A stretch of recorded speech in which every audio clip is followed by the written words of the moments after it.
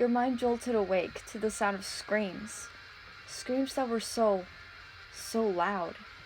The very sound was deafening your eardrums. Your orbs scoured the expanse of the forest, searching for the noise, searching for anything that proved you weren't crazy.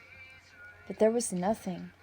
Your vision neared the edge of the trees to your right, timorous of the shadows cast across them. Something wasn't right. You could feel it. "Hello?" You called quietly, your fingertips nimbly tracing the grass behind you. Empty. She was gone. That elderly lady had been there before you fell asleep, before her husband went to retrieve the car, before it hit you like whiplash. Those screams, they belonged to that lady. You shakily inhaled a breath, thoughts rupturing your mind like a catapult. You were worried, concerned, frightened. It was only a matter of time before they found you, before you were next. You had to get it together, to compose yourself and get out of this. You only had one chance. You couldn't screw it up. Jeff was bound to be around, probably taunting you. Nothing despicable bypassed you when you thought about him. He was unpredictable, dangerous. He liked to mess with your head, to give you a false sense of hope. Snap. A branch. It just snapped nearby. He was here. Come out, wherever you are. Singing. The voice was singing. It was menacing, familiar. You knew that voice. Time stood still as you tried to envision the face behind it. Yet the moment you did, you wish you hadn't. Your heart beat vociferously, thrashing against your chest, accelerating at a pace you never knew possible. If you weren't so focused on being silent, then you would without a doubt be hyperventilating.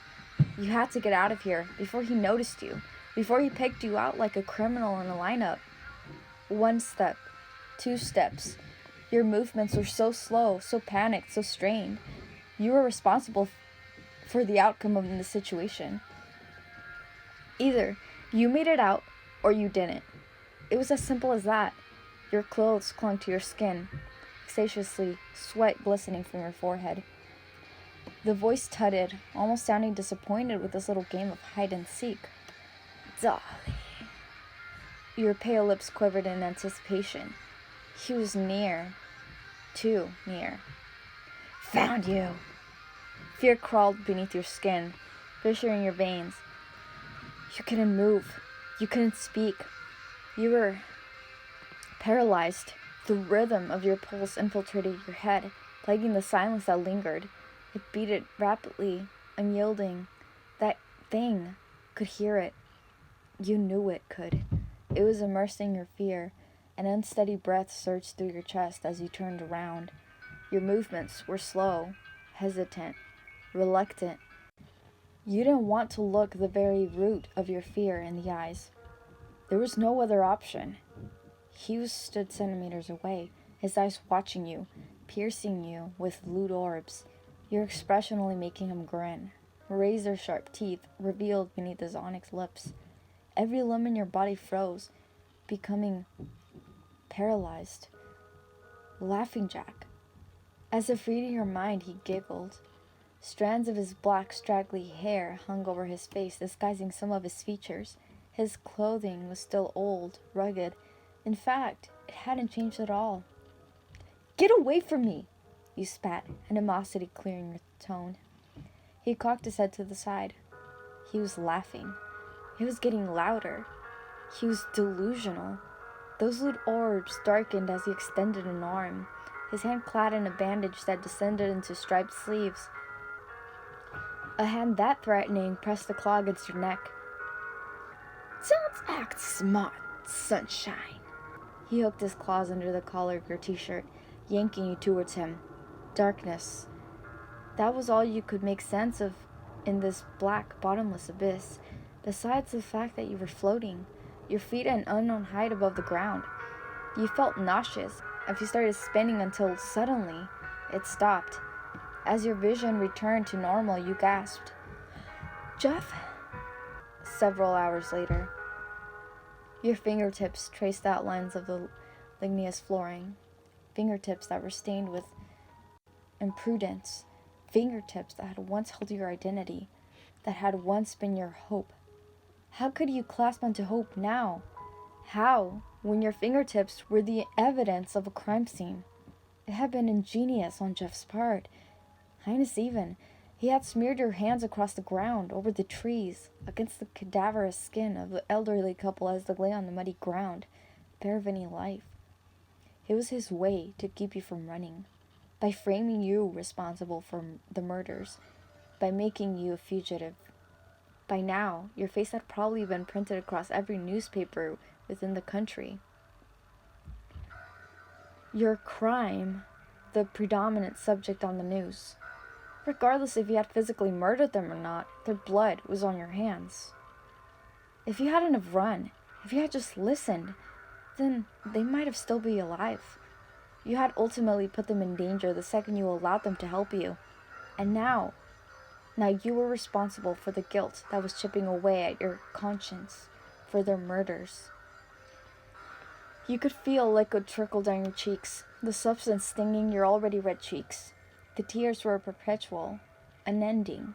It felt the only way to release your emotions without destroying the things around you, without giving Jeff another reason to torment you, without attaining his attention. Jeff was a monster. You knew this.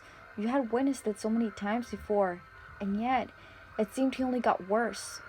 If there was some logical explanation in his behavior, some way to understand him, some way to help him come back from this destruction he had become, then you yearned to know. But there wasn't. There never had been. He was gone. Sarah. Jeff's dark voice seethed, resonating in the silence that now lingered. There was no gentleness in his tone, no serene interest in your well-being. It was harsh, a warning. He was tired of waiting for a response. You ignored him. It had been a reoccurring habit that you had developed over the last few months, a habit that he absolutely despised. Jittery fingers swiped away the tears that gathered in the corner of your eyes before he noticed, before you were mocked for it.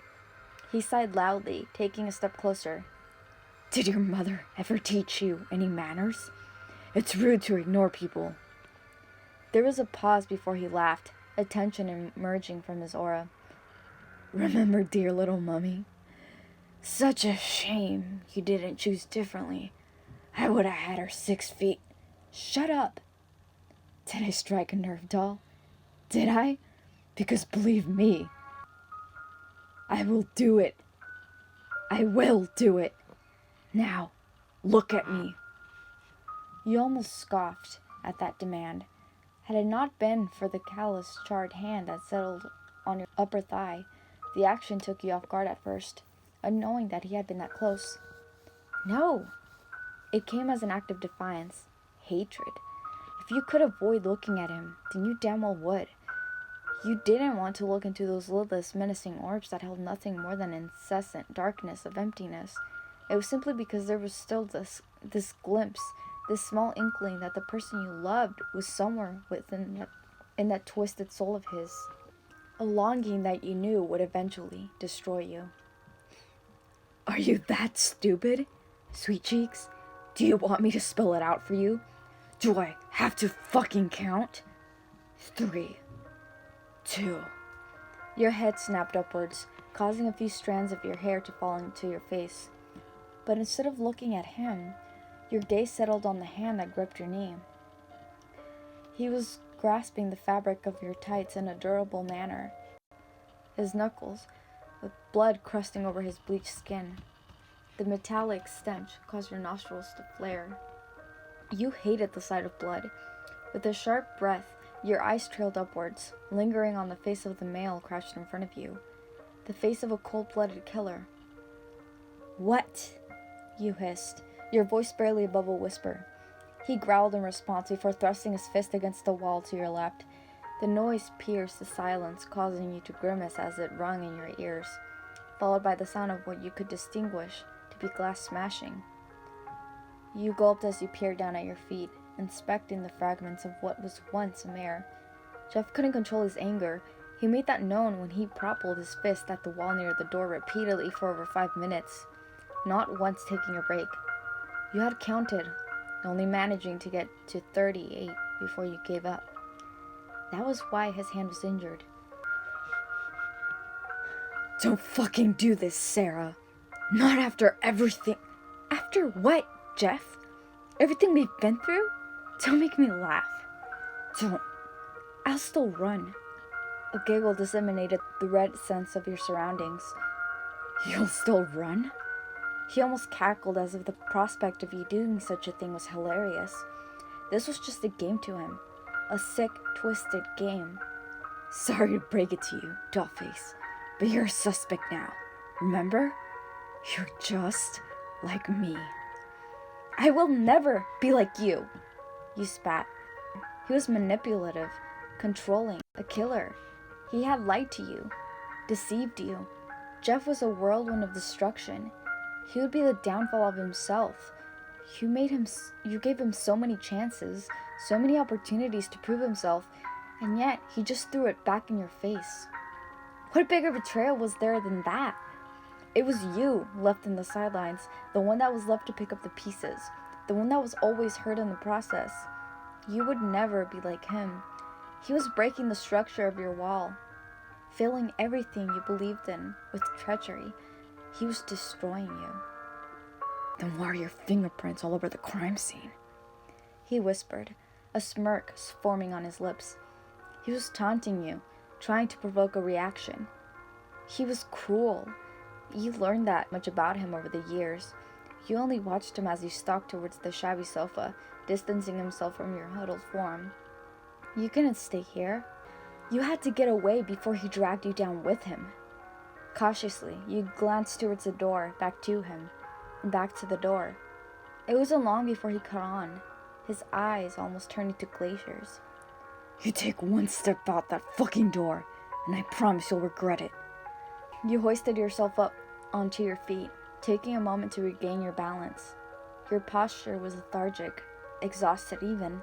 Everything felt heavy, like the entire world was weighed down on your shoulders. Then watch me. It was a little more than a hiss, anger seeping through the words. He lunged at you, an animalistic growling sound from his throat. You were quick to evade it, reaching for the handle of the door before you yanked backwards. A fistful of your hair wrapped around his hand, the roots taking most of the pressure. You should have known by now that Jeff had the reflexes of a cat. He was fast, inescapable. You think you can outrun me? You think you can fight me? Jeff snarled, his elliptical lips twitching. He was glaring at you, his charred lashes emphasizing the malice expression. He was infuriated, almost convulsing with fury. He thrashed his stringent hands against your shoulders, the strength behind the austere action causing your back to collide with the concrete wall. He barely took notice of the wince you uttered, the way your back arched, the way you looked at him. Skittish hands trailed upwards, gripping the soft skin on your neck. The auricular surface of his nail scraped against your soft skin. He was having an episode, another episode to languish through. Whack! You inwardly gasped as his hand thrashed against your face. You were falling. That was the only thing you were aware of. Your eyes widened in trepidation as the floor came into view, your muscles tensing as you braced yourself for the impact. Nice try, he cooed, giggling like a maniac.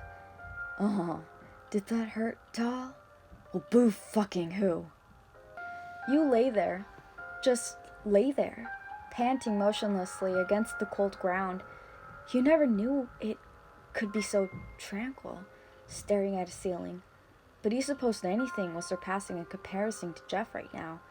There was a numb sensation in your elbows.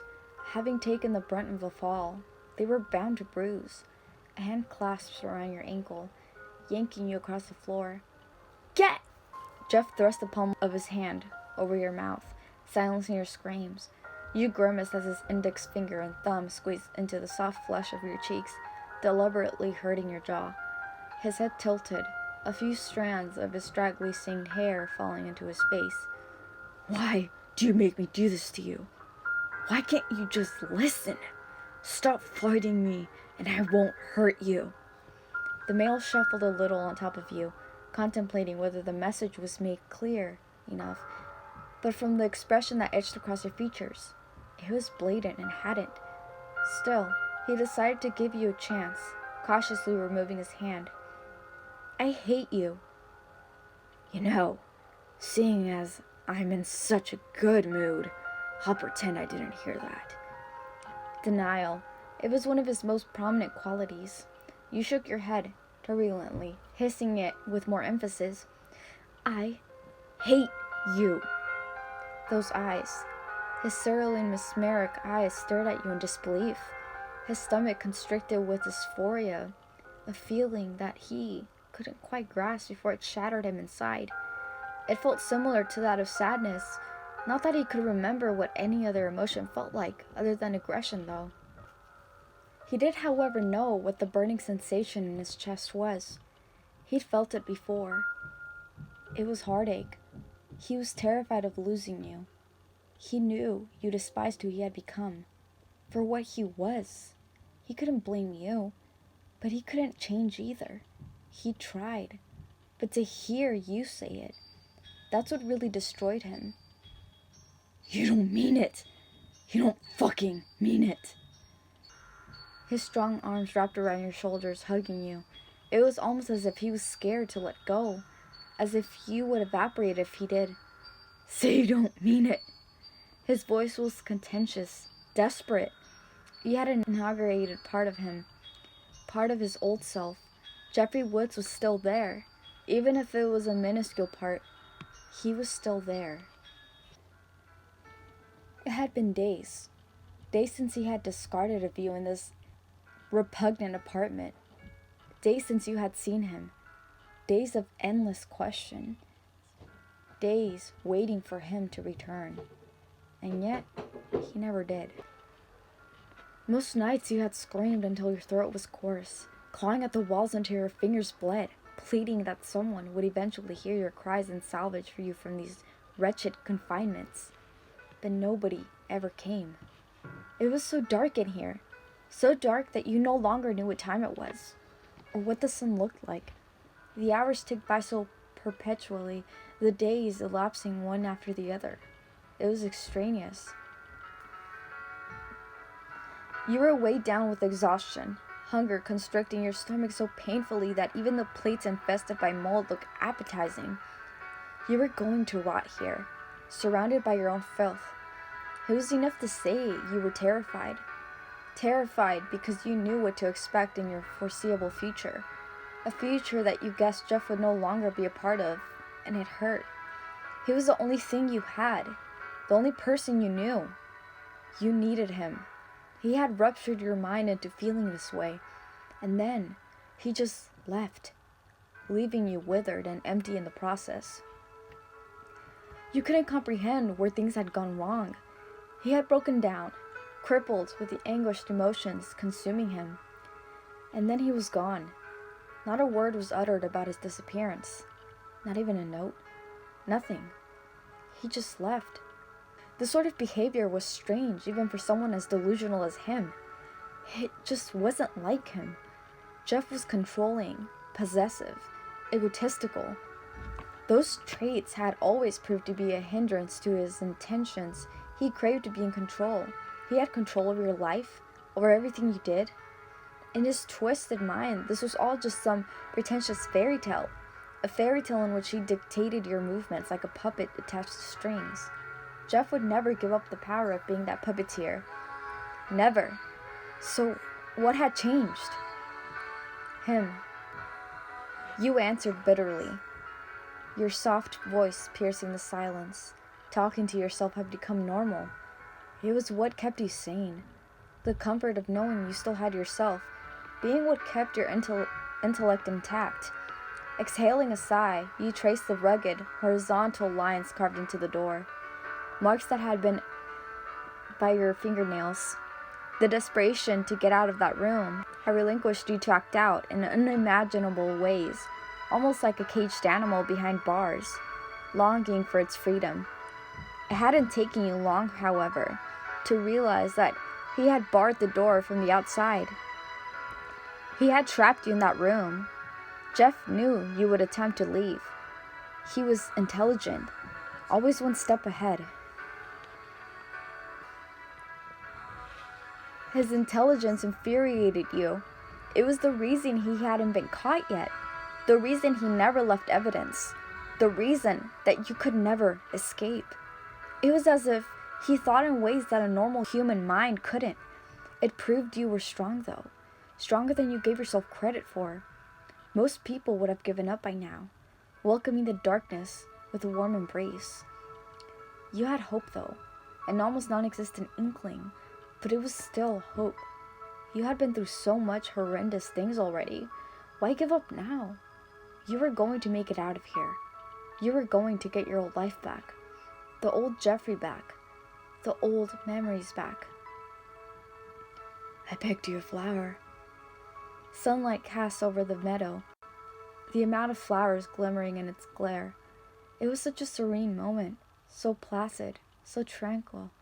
There you were, perched on the ground with the most contented of smiles. You were so happy here. Crouched before you was the most exquisite of sights. Jeffrey Woods, his beautiful features etched into the goofiest of grins, his uninjured face so smooth, it almost resembled silk. This was days before the incident, days before everything changed. His fingers were intertwined through your locks that blew in the wind, his powdered lips inching closer until they lingered on your forehead. It was those small, romantic gestures that you loved, the ones that you missed. Where did you find it? You all but exclaimed in happiness. It was your favorite flower, one that was impossible to find where you lived. A simple, but beautiful red tulip. He chuckled at your reaction, twirling the stem between his thumb and index finger. The vivid shape of petals contrasted with the pale complexion of his skin as he examined it, seemingly deep in thought. There was a pause before he sighed, his eyebrows furrowed in irritation. If only you had have known what was going through his head at this point, what he was thinking. Unknown to you, this had been the start of his abhorrent thoughts, the beginning stages before he snapped. He hated what the color made him feel, what it made him want to do. Jeff? The sound of your soft voice filtrated his eardrums, disrupted the thoughts that devoured his mind. Thoughts of hurting people. Thoughts of killing. It scared him. Scared him because he didn't understand what the images meant, or why they came in irregular sequences. Was it the horror films he had been watching with Lou? Unintentionally, his teeth scraped along his lower lip, biting on it in a rather rigid manner. For days, he had been putting up with this facade that everything was fine, that the therapist diagnosing him as bipolar was a lot of shit. He hadn't told you that yet. How would you react if he told you that they thought he was crazy? You weren't an idiot. He knew you knew something was wrong. You smiled gently, small hands reaching to comfort him, your hands down. Do you want to talk about what happened? He nodded hesitantly, his cerulean orbs glistening in the dull light provided from the sun. He was torn inside, like a hollow, empty shell that no longer had purpose. Last week, things had been perfect. This week, he was a mess, crumpled with the worry of what was happening to him. His eyes were wet, ringed with the oncoming of tears. He disguisedly brought the sleeve of his hoodie to his face, wiping the apex of his eyes before you noticed. He didn't want you to see him cry.